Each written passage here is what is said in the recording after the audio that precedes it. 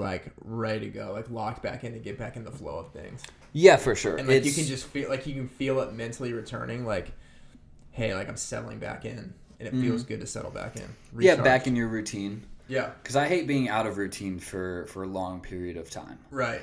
But I'm the same. I have to have my work stuff with me. Even on when I take my guys trip with my brother and dad to go out west and snowboard and ski, I have to have my work stuff. Mm-hmm. Like I don't know. Yeah. Maybe unhealthy. I don't know. But no. I like to do it, and it needs to get done. Because if I don't do it, it won't get done. Oh, right. Yeah. Like how I look at it is like I need to do a little bit. And yeah. I mean, it's like it's work that we don't like doing. Like it's work that we love doing. So yeah. It's like, but you make a good point about moving throughout these months too. I was on my way up here. I stopped at Panera for coffee. There's only one coffee option at Panera. You go hazelnut or you don't go. That's facts. Yeah, so good. There are no other options. Just they shouldn't even put other coffee out. Nope. Anyway, but I was walking out and I almost like stopped and just threw a little quip in there. But there were these. They were probably high school age girls. And I heard one of them say, "Oh, I don't want to go to yoga. Like, I'm just kind of cold. It's cold outside." And like I was just kind of on my way to get here. Like I was focused on our thing. But if I hear that another time, I'm just gonna turn around and be like, "Hey, you'll feel better after you go. You'll thank yourself for going. You should go to yoga." Because it's like, listen, ladies, you went out in the cold and rain to get to Panera. Yeah. You're not doing yoga outside.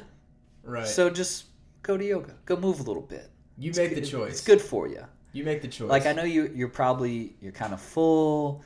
You were in Panera. They got the nice ambiance and music, and you're ready to maybe go home and lounge. Especially if you get that bread too. Yeah. Or like, should you be going to school? Maybe. Like, are you already on break? If so, right on. Ladies. Dude, I feel like school is so different nowadays. Like, school is. I just feel like it's so much more lax now. Like you got just people just like. You can say it, Tim. Say it's a joke. You can say it. I just noticed, like, I feel like it's a lot, like, people can be, like, I feel like when we'll finish your thought about the movement here, but I feel like when we were in school, it just felt like we were, like, checking into prison or something. Like if, like, there was, like, a force field around. Tim did a hard 5 up at County. If there was, like, it felt like there was, like, a force field. Couldn't have your phones, couldn't leave the grounds, like, you went to school and like that's where you were. I just feel like now like and it's good. Like I feel like you should have like they have opportunities for students to go out and do like internships during the day. But I just feel like I see like more high schoolers around like all the time now. Maybe that's just because I'm out too. Don't you have math or something right now? Yeah, like it's not lunchtime. Yeah, like hey, we had mobile learning this morning. Like okay, and cool. It's like, do you have a free period first thing in the morning that goes long enough for you to go to have breakfast at Panera and do yoga? Yeah. I never had that kind of free time. Like, it was strict as hell. Times have changed, man. But yeah. Times have changed. Yeah. Tim, tell us more about how you sounded like an old head, but whatever. It's just wild. But tell us more how you hate the education system.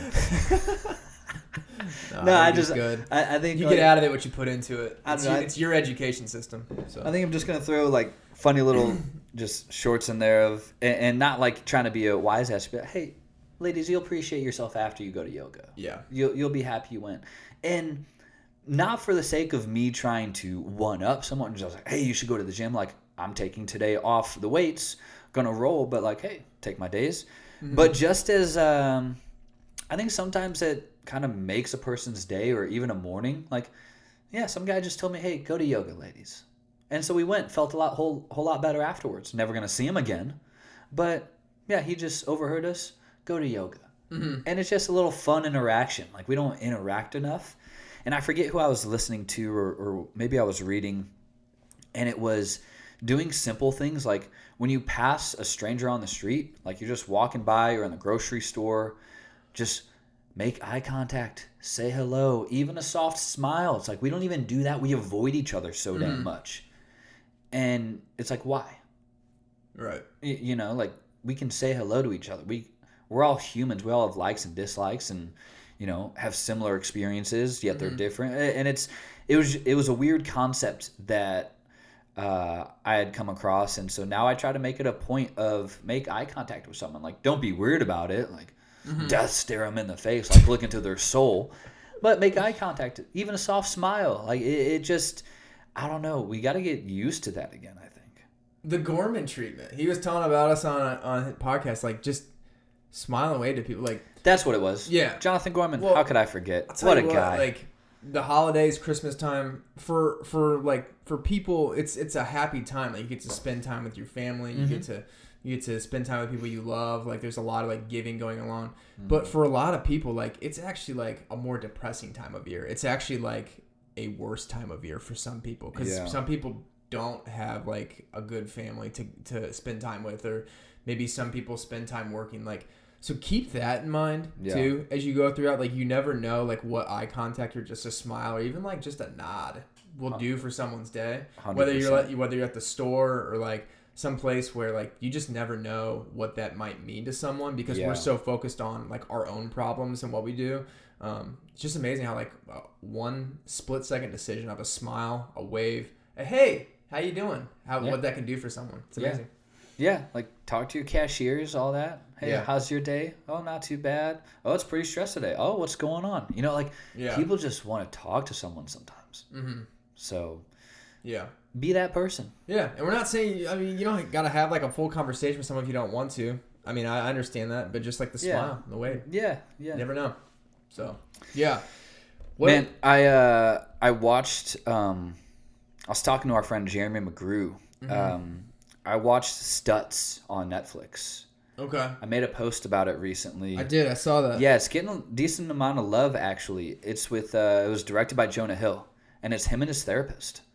And I've seen a few things lately that I think are very important to our society, especially present day.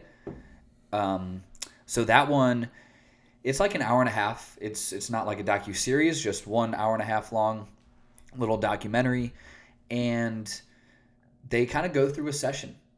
And his therapist, he draws pictures to go along with his thoughts and theories and tools. So you have tangible takeaways of things to use in your everyday life from their therapy sessions. So it's kind of like you're getting a free high-level therapy session almost. That's good. But you get to learn more about each of them. So like his therapist, Phil Stutz, has Parkinson's. So when you see his drawings, like they're a little shaky. And he talks about that, and he kind of, there are certain sections where Jonah Hill is almost getting in deeper with his therapist than the reverse. But one thing they talk about, and in not the same direct, but in a similar fashion, you and I talk about some of the things where one big thing was everyone has a life force. And if something is going kind of wrong in your life, go back to your life force. And that he draws a triangle, and there are three interactions: you with your physical body, you with other people, and you within yourself. So if something's not going well in life, take care of those three things. So take care of your physical health, whatever your exercise may be, make sure you continuously do that. Eat well. Take care of the people, like your people. So like in your small circle of close friends and family, make sure you're right with all of them. And then make sure you're right with yourself. And he said if you keep those three things in check, whatever is going on, it might not take away that issue completely, but it will significantly reduce the amount of stress it's bringing on. Yeah. Or it can really enhance that situation if you take care of your physical body, your people, and yourself. Yeah. That's great. And I was like, man, that's just like, I think people sometimes know that, but don't always know it and need to hear it again in just a different way or from a third party. And I'm like, man, it's not as simple as it sounds, but it is a simple solution to, you might have a complex problem or what you think is super complex, but go back to your life force and everything else will kind of fall back into place. Yeah.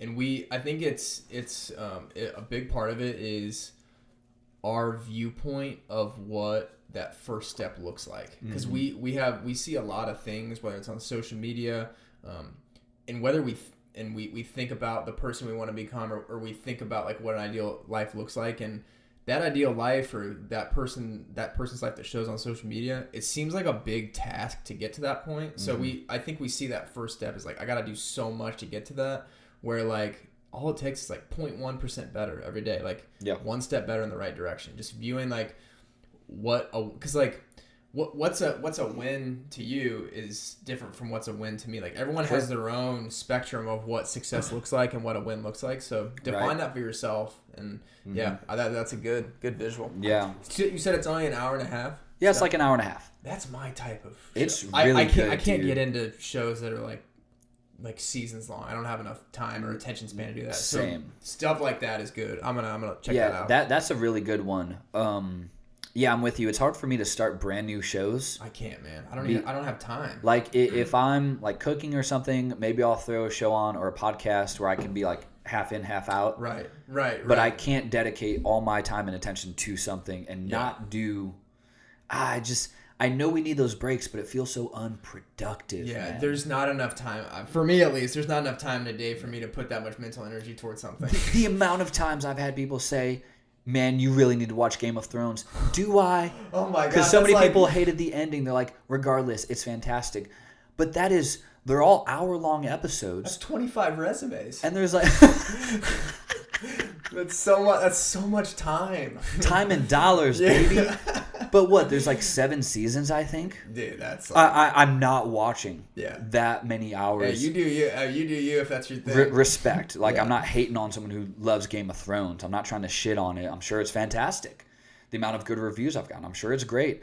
I am just not going to do it. And the more people that tell me I should, the more I don't want to do it. It's just the way it is. Yeah. I guess I can live with, because it's always good when people start talking about it, and I have absolutely nothing to say about it. Zero. I'm fine with that. I'm comfortable with that. I love dropping jaws. I'll listen and watch you guys talk about it. That's fine, and I'll add some input here and there. Right. So but man, the other thing, Dr. Phil was recently on Joe Rogan, and I thought that was also good for just where our society is at, especially mental health wise. Like he was sharing stories about how fentanyl, is getting across, how people are buying pills on Snapchat, which I didn't know you could buy drugs on Snapchat, thinking it's melatonin. One girl thought it was melatonin, wanted sleep for finals, took a quarter, dead the next day. It was fentanyl. Like there are so many issues going on. And of course he gets on the third rail topic of, transitioning and all these things. And not that I want to get heavy into that, but like it just was a good listen for his perspective on the decades of experience and knowledge he has within, mindsets and mental health and how we can get back on track. Mm-hmm. And I thought just those two things I watched recently were significant, have exponential amounts of value, and I think are crucial to where our society is right now. Yeah, for sure. You said that was Rogan? That was Rogan. Yeah, I think that was, what is he, in the 1800s? I think it was 1898. He's been on before, hasn't he? He's been on before. Okay, so this was a second time. Yep, and I really didn't give Dr. Phil a time of day, a TV therapist, whatever, cool.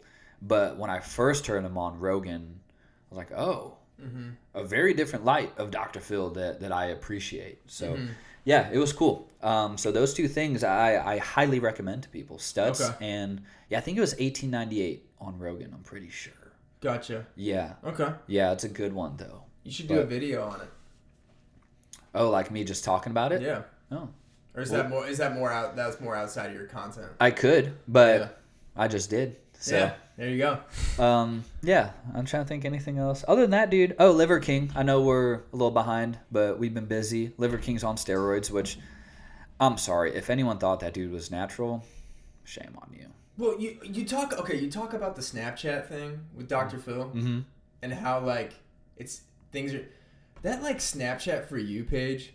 There's some wild stuff on there. There's some wild stuff. It gets really weird on there. So if I ever see a person being advertised on there, I know it's bullshit. I know there's got to be some type of catch. And I didn't really follow him that much, but whenever I would accidentally swipe onto that For You Snapchat page, he would always be on there for some reason. There would be something. So that tells you all you need to know about him. Yeah, I mean, look, I have said so many times on this show, I love the idea of steroids. I think they're really sweet. I think it's amazing what people are able to do, especially like bodybuilders. Yeah, like The Rock too, man. I mean, let's be honest, yeah, bro. He's like, not he looks natural. good, man. Like when you see people like opportunities are possible. When you see people eating their 4-inch like French toast with whipped cream and all, like that's that man's one like meal throughout the week.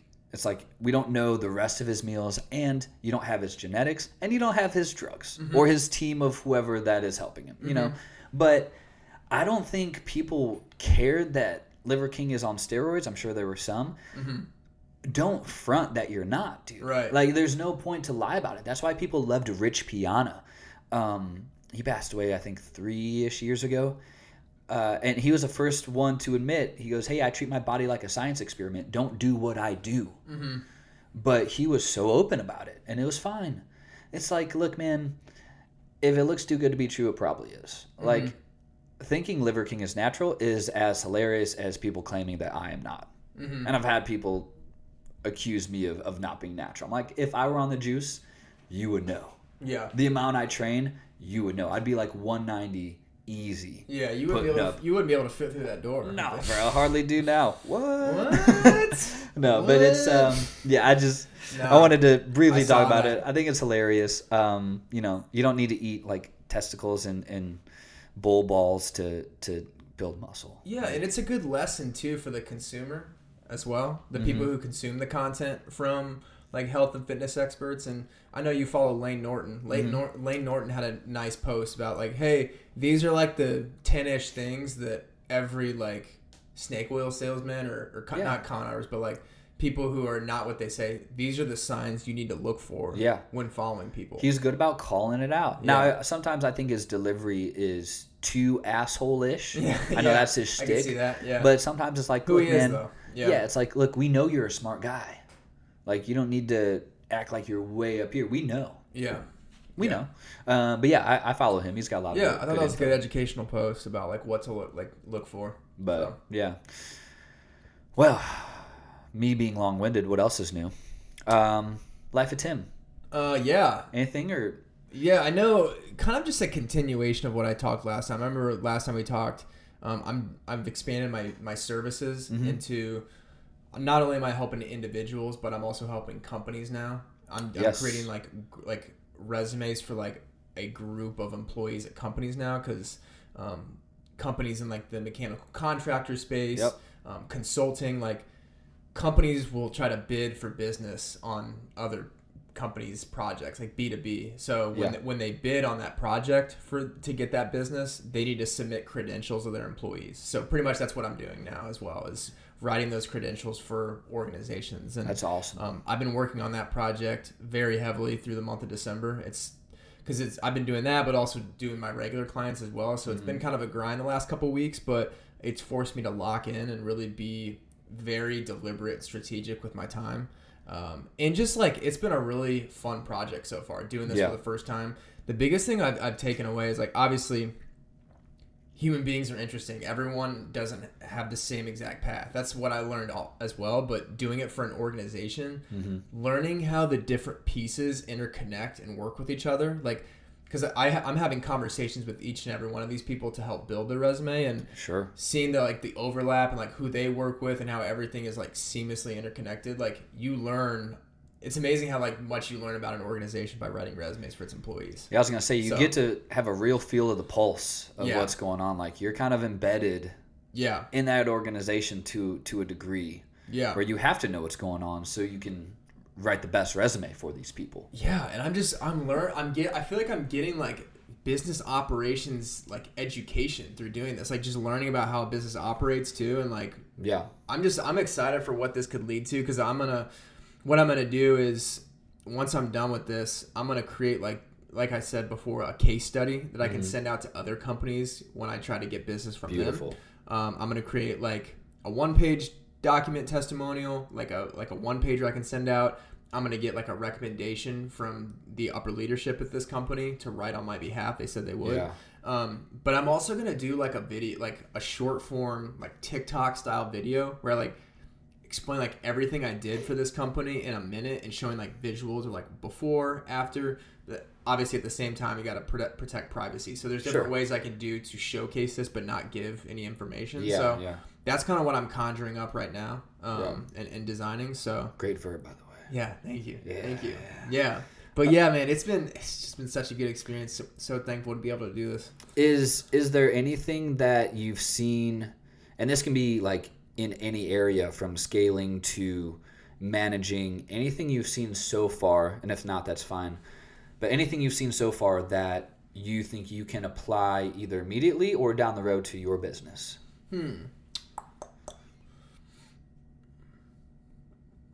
Or maybe something you do differently. Damn, I would just, like, honestly,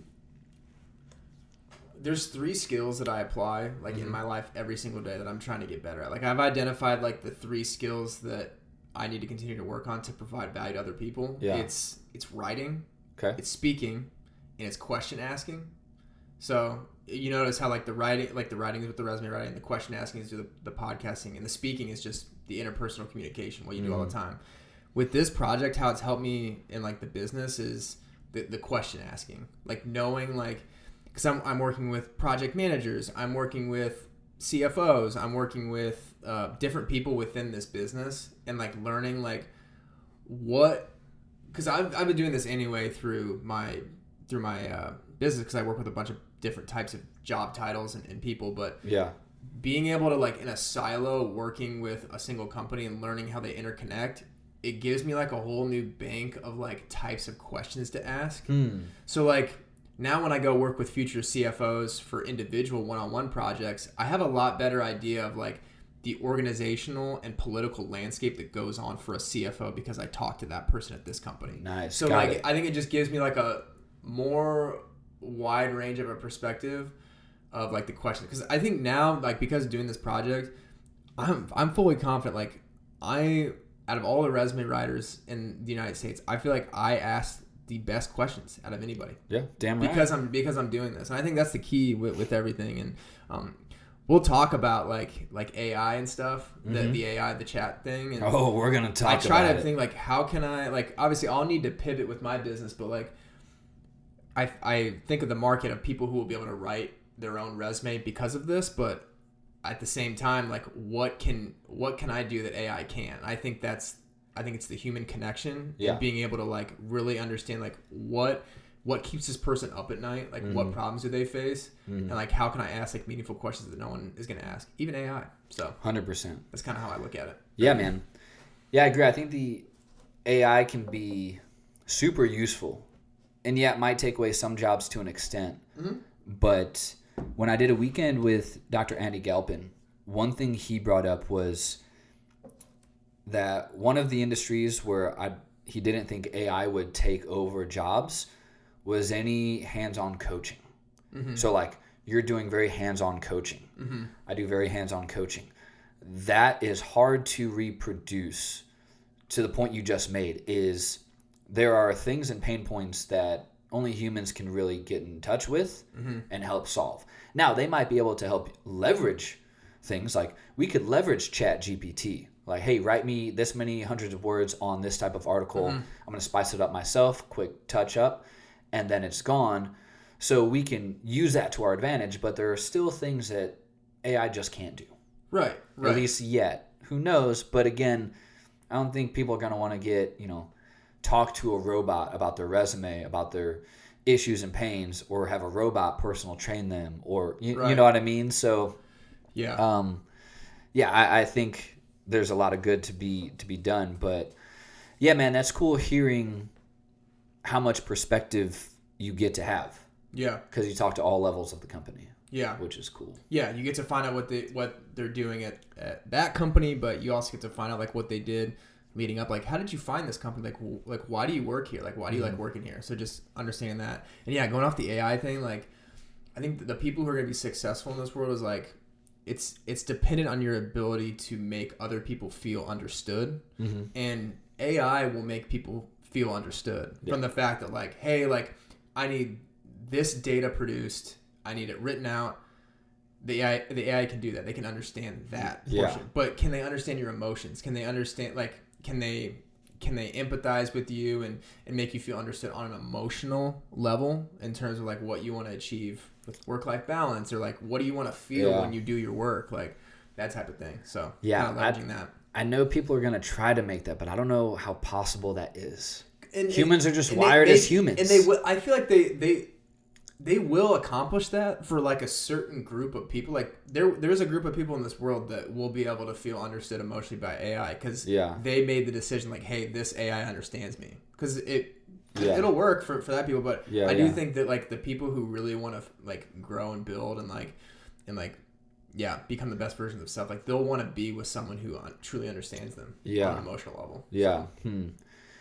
Just trying to think of what types of people might respond better with it. You think like super type A people, like real type A, where it's more just business. This is what has to get done. Do it. Go. Yeah. Like people, like I work with a lot of technical people, whether they're in IT, engineering, really like data-driven technical fields, where like not a lot of emotion there. There's not a lot of like revealing. Like they're so.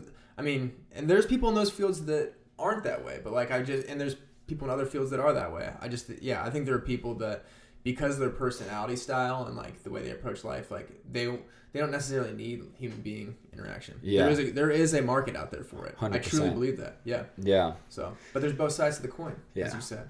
So. Wild times, man. Yeah. Wild times. Tails never fails. Yeah. That's right.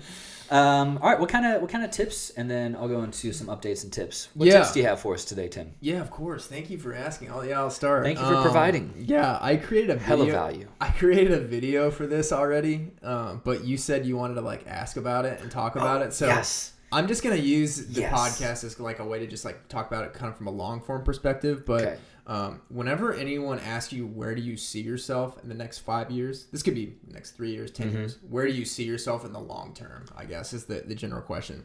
I feel like that gets asked in interviews. It gets asked by supervisors, managers. It gets asked by people in your like common life. And I think there's many ways you can answer it, but I think it all comes down to like, and I kind of hinted on at the beginning of the podcast, but find that skill or find that activity that when you do it, it gives you happiness, it gives you confidence, it gives you fulfillment, because you know that you can use that skill or that activity, whatever, to provide value for other people in this world. So kind of two pieces of it. So you may not know the answer to that question, but like just think of like the moments when you're happiest. When have you been most happiest in the last month?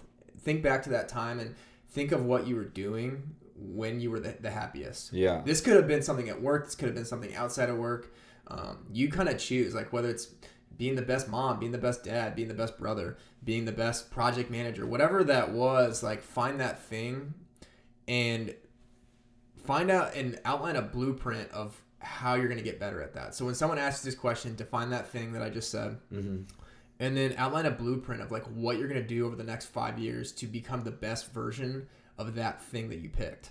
So there's many ways you can do that. Like practical work experience, like showing up to work every day, showing up and showing up for your business and just doing it. Yeah. That's becoming better at it.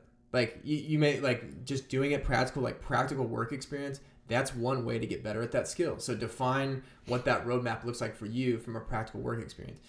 Maybe it's through self-education or formal education, whether you're going to dedicate the next 5 years to studying relentlessly through videos, YouTube, research, formal degrees, certifications, LinkedIn Learning, like whatever is out there education-wise to help you improve that thing. That's another roadmap you can use. So practical work experience, self-education, formal education, and then this goes on with education, but just networking. So who are you going to reach out to in the next 5 years? Whether it's someone who's an expert in this field, someone who's done it before, what are you going to do from that perspective to be the best version of that thing that you defined in the step one? So that's kind of, and then once you've got that laid out, I know I kind of went into a lot there, but define that thing that gives you fire, explain how your roadmap of how you're going to get better at that thing over the next 5 years. And then lastly, answer the question, describe the person you want to be. And I think this is where it really gets like, the possibilities are endless. Like do you want to become a leader? Like, do you want to lead a group of people? Do you want to mentor someone? Do you want to be in charge of someone else's growth and development? That's one option. Like, do you want to join an organization or a group that identifies with your values or your mindset, whether that's a company culture? Do you want to become so good at something that you can start your own business? You can be a consultant. People trust you.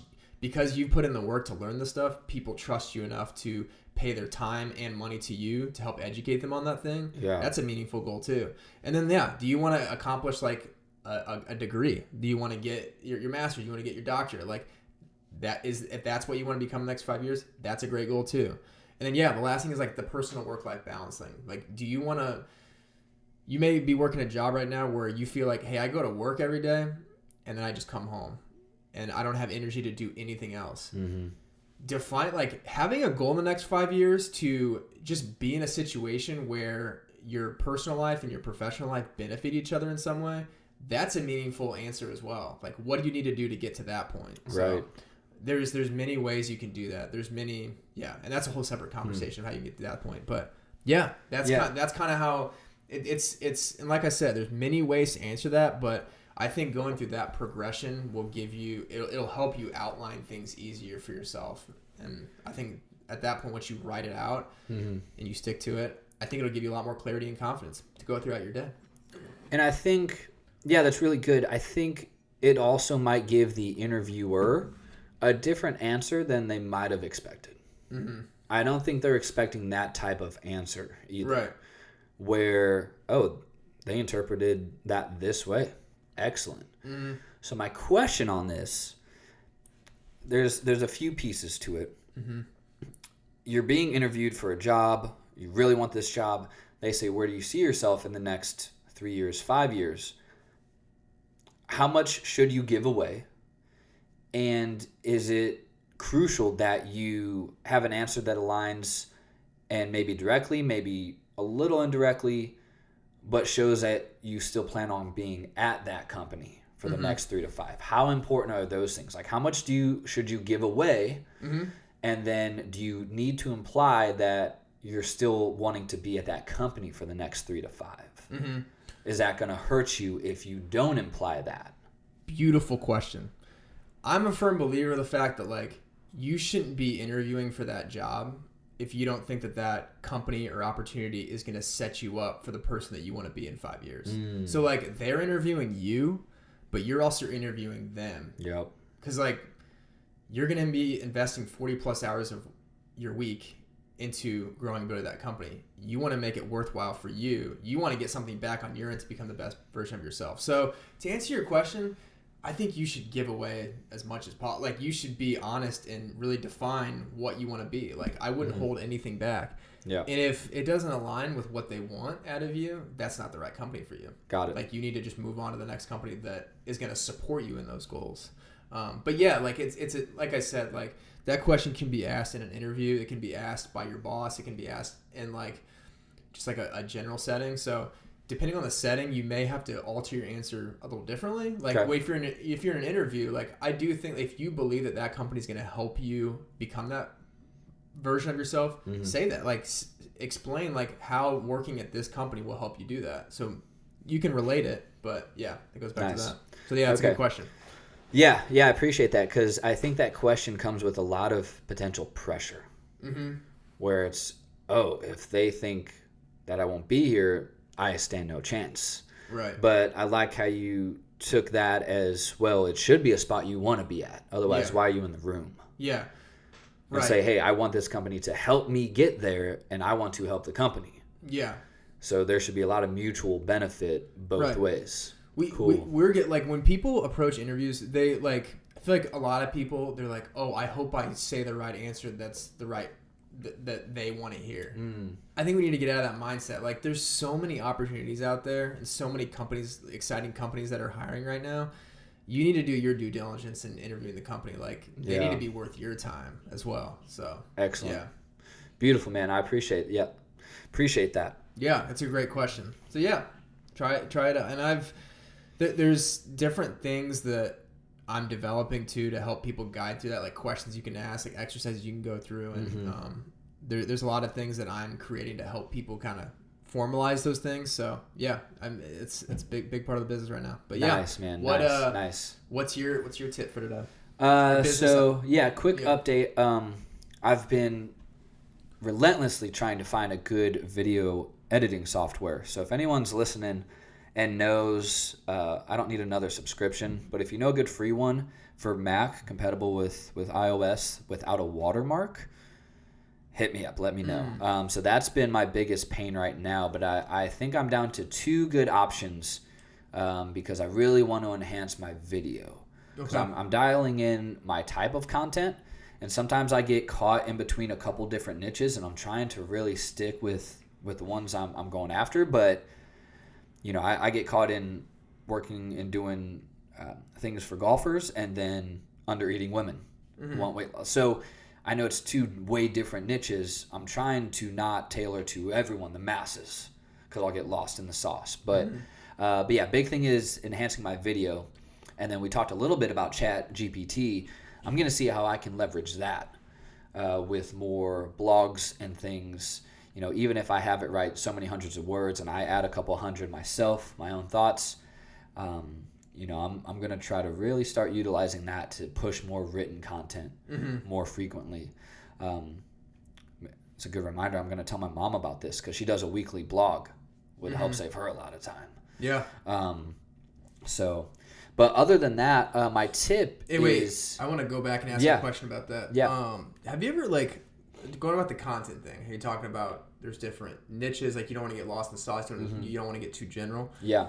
Do you find that, whether you're talking to middle-aged mom who's trying to get back in shape or, a professional athlete, whatever, do you find that there is still, commonality in terms of the principles and the things that you're teaching to people that apply to both as well? Is there a lot of content out there for that as sometimes well? In terms of, because I was gonna say you can always when your content your hook can always be geared towards a niche, the hook can be, but then what you go into after that can always be something that you can pick things that are that could be common between the two. It's a good point. And I think in some cases, so core stability, core and trunk stability, which I preach a lot on, posture, I think that is very common across the board. But I would approach an athlete's nutrition differently than an under-eating middle-aged woman. Exactly. So with that, there's quite a few differences. Yeah. Their training regimens, what I would write movement-wise for a golfer is going to be very different than just an average mom. Right. It's just going to be different based on who and what the goal is too.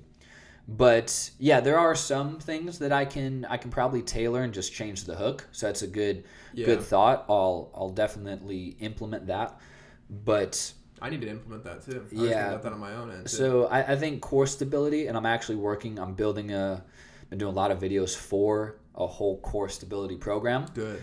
I was super early to Costco the other morning, and I didn't know they didn't open until 10, and I got there 9:15. I was like, I'm just gonna walk in. The doors are shut. I'm like, opens at 10. Excellent. So I'm just gonna sit here for 45 minutes because I don't want to drive home and back. That's 30 minutes. And so I was thinking, I don't have all my copy done for all the movements for my core stability. I have the videos.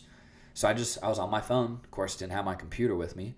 On my phone, just type in all my points for all the movements. Yeah. So I am working on that, and that I know can be used from athlete to, middle-aged, whoever. Doesn't matter. Core stability is important to any and all people. I love that. Look at you maximizing your time. Let's go. I love to see it. But as far as tip, I was thinking about going back to golfers, and posturally, they're hunched over a lot. They have this rounded neck and shoulders, and we already have that if we're doing a lot of computer work. I have it, upper cross syndrome, one of the most common things I've seen. So we've talked about loading rotational movements for golfers. I think another important thing is emphasizing a little more work on their pulling movements. So, various types of rows, single dumbbell lat rows, bent over rows with a barbell, face pulls. You're using the rope, literally pulling it towards your face to work upper back and upper trap to just fight that rounded upper back and help open up your chest and shoulders a little bit more. Because, when you're golfing, you're rounded. Mm-hmm. You're super rounded. So I think emphasizing more things like that is good for golfers. Nice. So focus more on pull motions in the gym as well. And invariably, it's going to strengthen your back and increase your overall strength and power. Mm-hmm. So you're still building that up, but let's still focus on some posture too, because you don't want to be 20, 30 years down the line and you're just hunched over and it's hard for you to look up. Yeah. People get stuck there because they don't focus on that sooner than later. Yeah. Okay. And so here you said rows, pull-ups, face pulls. Yes. Is there anything that golfers can take it a step further when doing those to maintain good posture? Do you have any tips to have good posture, mind-muscle connection when they're doing the rows, pull-ups, and face pulls? Anything that you would give to them? Make sure that great question. Make sure, especially if you're in a hinged position, so if you're standing and you're hinging at the waist to do a row, something like that, or a deadlift, you're in that position, make sure your head is not pushed forward way past your shoulders. Okay. A lot of people, especially I see it with heavy barbell rows, and sometimes we use momentum to get the weight up, but I see a lot of people still push their head super far forward in that forward head carriage, and they're rowing and they're just punching their head forward. Keep your head back. Imagine if you're pressing your head into the headrest in the seat of your car. So we call it just neutral spine. Keep your neck in line with the rest of your spine rather than super far forward when you're in loaded movements like lifting. Mm-hmm. So keep your head back. Imagine you're pushing in the headrest of the seat of your car when you're doing those face pulls, when you're doing those bent over rows, when you're doing, pull-ups, you're already kind of looking up anyway. But in those pulling motions, keep your head back. Not that you're chin up, you're just pushing your neck back into that headrest. Mm-hmm. And think of it that way. Yeah. So, I'd say that's one of the biggest things that I'll see. Yeah. But even in lifting weights, we want good form and posture. Posture matters. It does. It really does.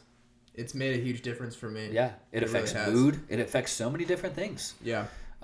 So outside of just muscle imbalances. So, those are my focuses. And then tip, posture work for golfers. Stay tight on it. Have good posture. Yeah, I'm telling you what, listen to this man, people. I have never felt more flexible and powerful on a golf course because of this guy. Oh, stop. You've been the people in Florida were commenting like, dude, you must be on some type of workout regimen. Because I was bombing it. Well, you're averaging 300 plus on your drives. Yeah. Dude, it just feels so good. It doesn't start with a golf 2 anymore. Golf is more fun when it's easy, when you're better at it, and you've made me better at it. So thank you. We have a record 335 drive on a par 4. Yes, hole 10 at the Bear Resort at Traverse City. Yep, count it. Record set. Yep. I wonder what the longest drive is at that course. Yeah, I don't know. That's what you should start finding out is, hey, what's the longest drive on this course? Because I'm going to blow that shit out of the water. Yeah. Yeah. Video, tag we gotta find it. We need to somehow get, people, the camera view where it might go through a lens or a scope. Mm-hmm. We need to somehow get that for your rangefinder.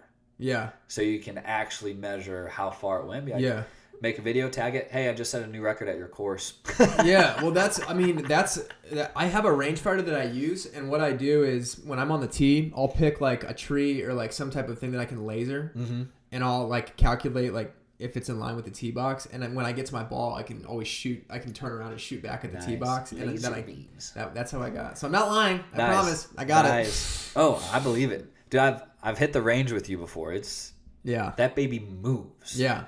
Yeah, thank you again. Yeah, listen to this guy, people. He knows what he's talking about. Hey, not only golf, but hey, every once in a while, we might be expanding into pickleball too. So we'll see. Yeah, dude, that was on my brain is getting into pickleball nutrition. So I need to get some cold email templates for pickleball, and then I'm gonna tag our video that we did. Be like, hey, he placed in his very first tournament, and he went into tournament play 4-0. Yeah. So just Just saying. And for me, it's more than just the tournament. It was good feedback, but I feel myself getting better every time. That's what matters to me. Like, and it's good.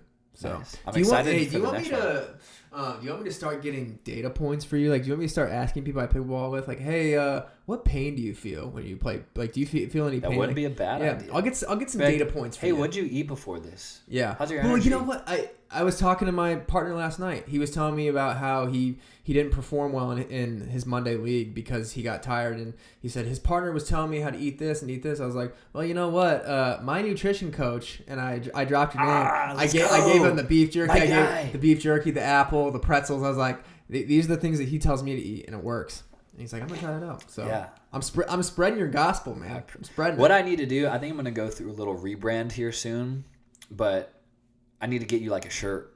With my logo and just have like sponsored by. Yeah, or a hat, dude. If you got me a hat, I would wear that. Dude, I'll get you a hat. Yeah. Dude, I'll be your first sponsor. Yeah. Fuck yeah. Yeah. All right, done. My hair doesn't look as good as it used to, so I wear more hats. Stop it. Yeah. All right, we'll hook it up. Yeah. First sponsor. Nailed it. All right, let's get down and nerdy with it, Tim. Oh yeah, it's 10:30. Yes, sir. Yep. You want to start or should I? Doesn't matter. Okay, we'll alternate since you just took. I'll take it here. Yeah. You Incorporated by Harry Beckwith. It's pretty much a book that I've talked about it numerous times on this podcast. It helps you sell yourself better. It helps you be a better interpersonal communicator. It pretty much talks about like you are a business, you are a brand. How do you go about maximizing that? And they talk about stories and how you can tell impactful stories. And the book says, stories wield special power because they could be translated quickly into something visual. And so visual, like when we talk about visuals and stories, it says the best stories have two characteristics. A serious challenge is present, and there's a hero or a main character, which is you, that is dealing with the challenge and learning something as a result. So I'm going to go ahead and apply this to interviews as well, because like we talked about it before. When you interview with somebody, they most likely don't want to be there, and they have a million other things they're worried about. So how can you be memorable? And stories are the thing that are the most memorable. So how can you tell stories that yield visual images for people, and how can you tell stories that are going to get people locked in? Like, why do people watch Netflix? Why do people watch shows? Because there's a main character, there's a challenge, and they have to overcome it. So you can kind of incorporate that into your own answers when you tell stories in interviews. Even when you give presentations too. Like if you're nervous for presentations, start with a story that has these things, and your audience will be much more locked in when you paint pictures like that. So that was the thing I was gonna say. So that's awesome. Yeah, we've talked the power of storytelling, and if you can attach a story to something, as you mentioned, like it gives them a picture. Yeah, paint them a picture with your words. We're not going to do it as well as BK, but if you can tell a relatable story and intertwine it nicely, it's going to make you stand out more. Oh, they told this one story. I had this interviewee, they told me this story about. Yeah. It will stick in story form rather than if you just read a resume. Yeah. Hey, I've implemented this process, but there was this one time that we tried to do something like this, and it went super, and they're hooked. Yeah. They're into it. Right. So. Right. And reverse engineer. So like, I'm gonna talk about this right now. So we're approaching the end of the year, 2022. So there's a lot of people that are going through performance reviews. There's people that may want to start 2023 on a new job search. Your brain can only remember so much. So throughout the entire year, like budget time each week, or like now that we're at the end of the year, budget time here at this end of the year to reflect on like what you've done in the last year. Reverse engineer this. Think back to a time where you did something, whether it was like you worked on a project, you created something, like anything that you did that is worthwhile and unique. And then reverse engineer that and be like, what problem did I solve? What did I overcome? And what, like, reverse engineer the two things that like define the challenge that you solved with what you did, and define like the visuals, like what you did to kind of overachieve that. So, yeah. You can create stories from the different things you did. So 100%. Take time to do that. Love it. Yeah. What about you? What do you got for book talk? This one is from Man Uncivilized by Traver Boehm. I think it's Boehm. Went to a guy in high school. I think that's how his last name was spelled. I think it was the same. All right, we'll go for it. TB. Traver Boehm. Yeah. TB. Hey, my guy. Hey, yeah, we're on a nickname basis. It's fine. But he had a section where he talks about why do you train?